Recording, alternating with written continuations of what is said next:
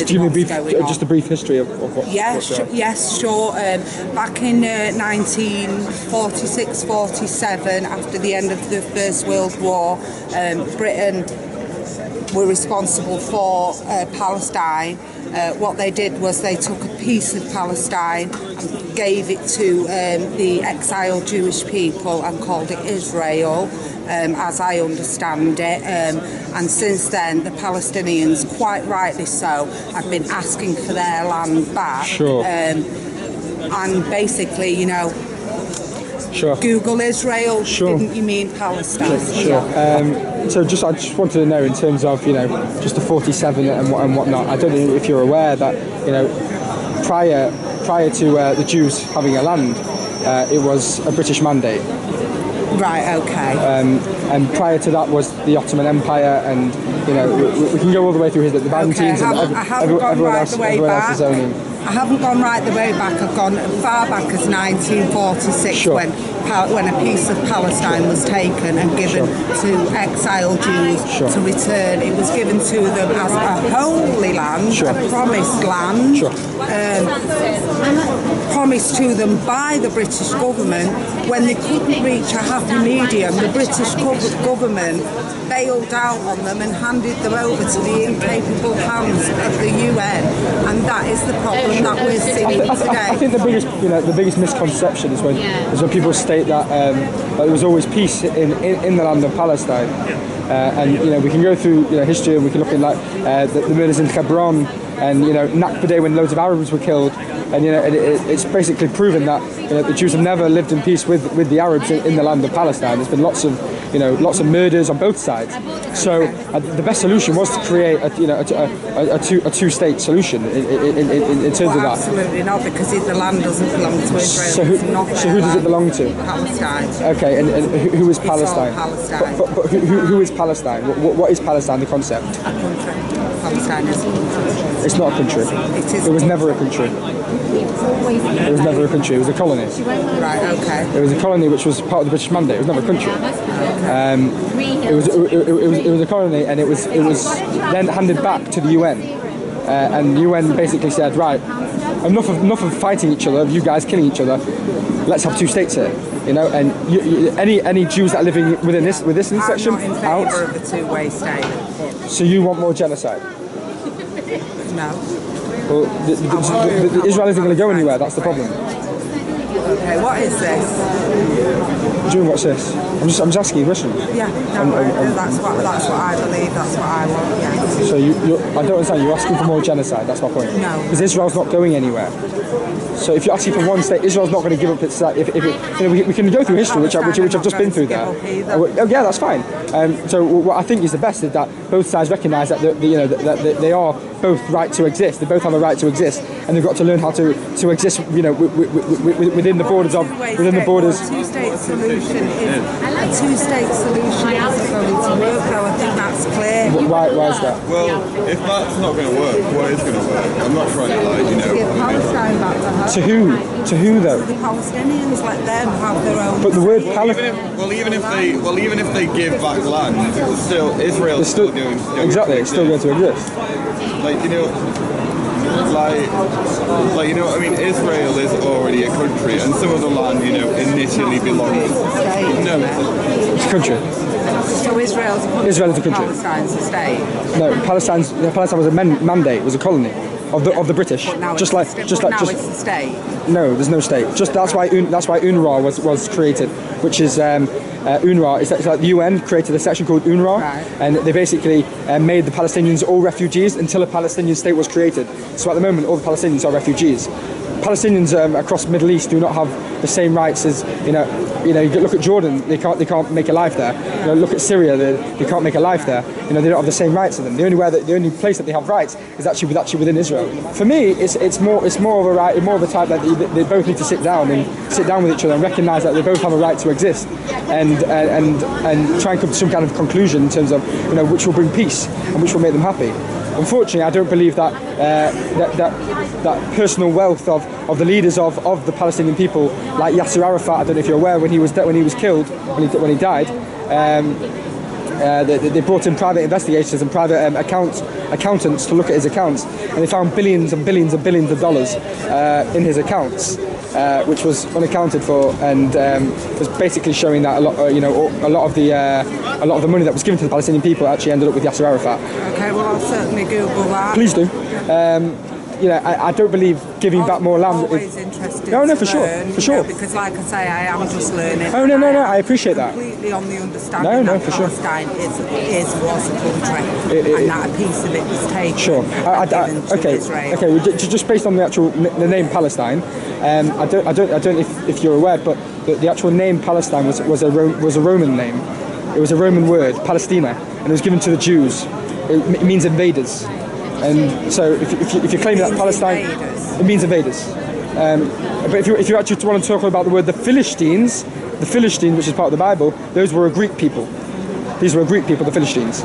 So however way you want to look at it, and the Palestinians, if you want to say, free the Palestinians, then you're practically saying, free the Jews, because in Roman times. Do you know what I do believe? I absolutely do believe in free the Jews. Absolutely, I do believe that the very controlled under their Israeli terrorist government, and I do believe that the Israeli military and the government are terrorists. Can I ask you? Do you believe that the British government are terrorists? Sadly, yes. Okay, so the British Army are terrorists as well.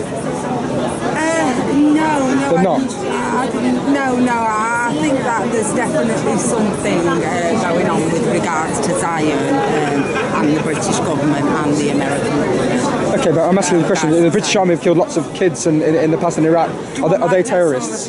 Oh, that's what I'm asking for. I don't support the troops in any way whatsoever. If any one of my children came to me and said, "Mum, I am joining the army," they would not get a pat on the back. I would not be proud of them, and I would possibly disown them. Okay. So just going back to the actual. Yes, I do. I don't believe that. So the British Army are I wouldn't terrorists. actually label them as terrorists. So why the Israeli terrorists and the Israeli army terrorists and the British army? Okay. British army army. Yeah, let's look at the statistics, for example, and the weapons that are being used. Okay. Yeah. Okay. There's a big difference. I mean, I'm not going to go on to explain that because I don't feel like I want to sort of end the conversation soon. Oh, okay. But there's definitely a massive difference between the statistics in the civilian deaths and in the civilian injuries with Palestine and the civilian injuries and deaths in Israel. What about Iraq? Well, I'm not here for Iraq. Okay, fine. So Israel. Would it make it more right for? Fine, that's fine. So I asked you a question with regards to the British Army. You said you wouldn't label them as terrorists, but you would. The British Army have killed thousands of kids. I would label them as killers, murderers. Not terrorists. No, because I don't think there's actually sort of like a plot behind what's going on with the British Army. They're sort of, and they're not supporting a terrorist government that they know of. You said the British government were terrorists. No, I said that's my opinion. You said the British government were terrorists, but the army aren't. No, I didn't say that. Now you're twisting my words. Can I ask you, do you believe that the British government are terrorists? Sadly, yes. Okay, so the British Army are terrorists as well? No. They're not? I'm just saying what you just said. What I said was I personally see them as terrorists. I personally believe. Okay, that's what I'm asking for, your opinion. Yeah. That's all I'm asking for your opinion. I believe that Israel know full well what they're doing. Definitely, and it needs to stop. It needs to stop. So, I absolutely stand once the Israelis stop, then what? I mean, then what? Exactly. Well, I mean, I don't know if you're aware, but since 2005, rockets have fallen on Israel. Have you known that? So they say. So they say. It's a long time.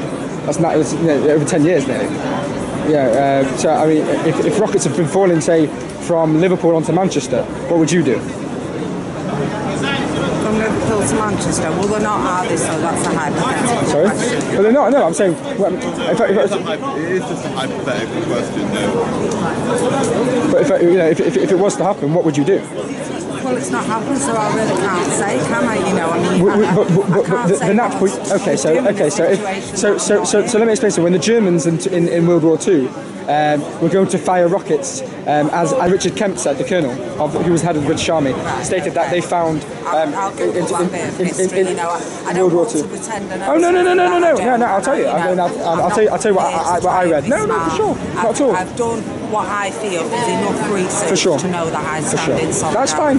So what I would say is, you know, when they found unguided missiles in France that were going to shoot onto Britain, would you expect Britain to respond back to the Nazis? Well, I don't know, because you're asking me questions of things that I don't know about. Okay, you know, well, I could tell you that the British came in and they bombed France to bits, and they bombed Germany to bits, and they killed thousands of people, and they killed thousands of people in France too when they were getting rid of the rockets that we were going to fire at the Brits. I will need to Google that. I know, but all I would say is, I really don't want a history lesson. No, I'm not trying to give you a No, I gave a hypothetical question before and you didn't want to answer it. Yeah, of course, because I don't want to answer hypothetical questions. I'm not here, you know, for I'm trying to bring it to home. That's why I'm saying Manchester. I'm here about the way I feel about facts that I have read. That's fine. But what I would say, if rockets were fired from Liverpool onto Manchester, would you expect, you know, the council in Manchester to respond back? Would you? Yes, of course I would. Of course I would. And I think that, you know, that's what's happened for over 10 years now. And, you know, the fact that it states in Hamas's charter that they'll never recognise, you know, the Jews, and it says in their charter, oh, Abdullah, there was a Jew hiding behind this tree. I don't think it's the Jews that they're not recognising. Well, have a look at Hamas's charter.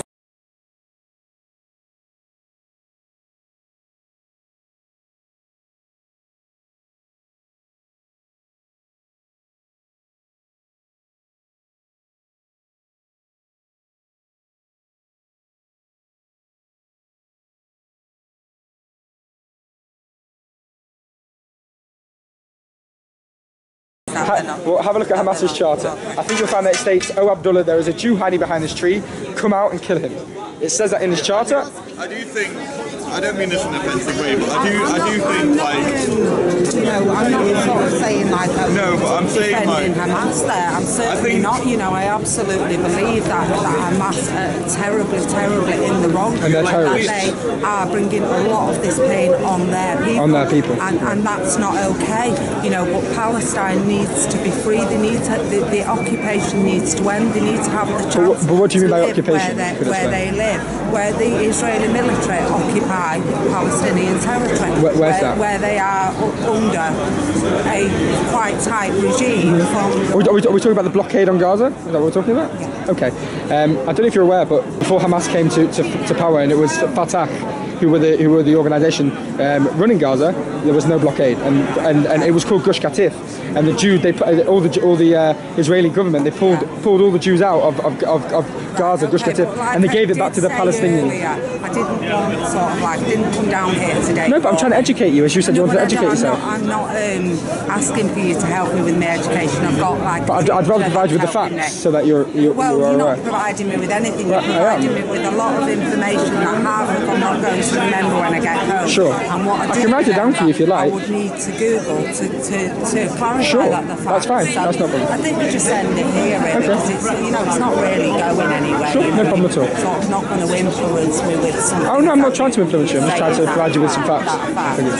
Sure. You know, I'm quite happy to stand by Palestine. It's genocide.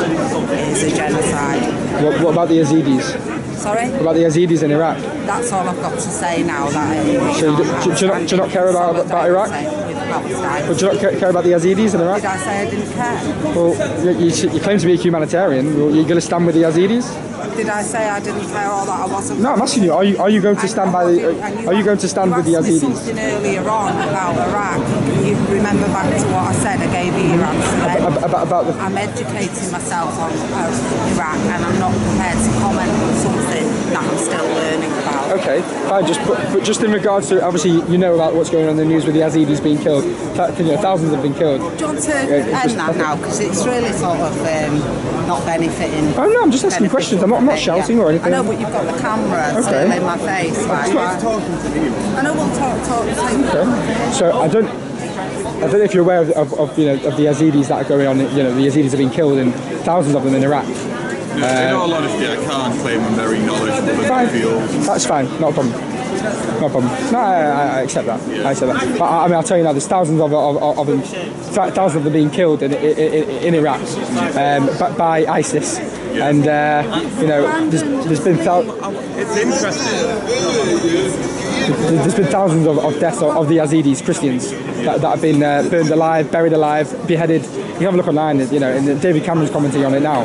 I mean, what I would say is, you know, is that, you know, people are here to kind of show solidarity with Palestine. You know, what about, you know, every other country where there's mass destruction and mass killing of people that's going on? I mean, look at, you know, what's going on in Iraq, as I told you. Look at what's going on, you know, in Syria. Syria's killed thousands. Bashar al-Assad's killed thousands. I mean, I haven't seen any I haven't seen any marches for that or anything like that.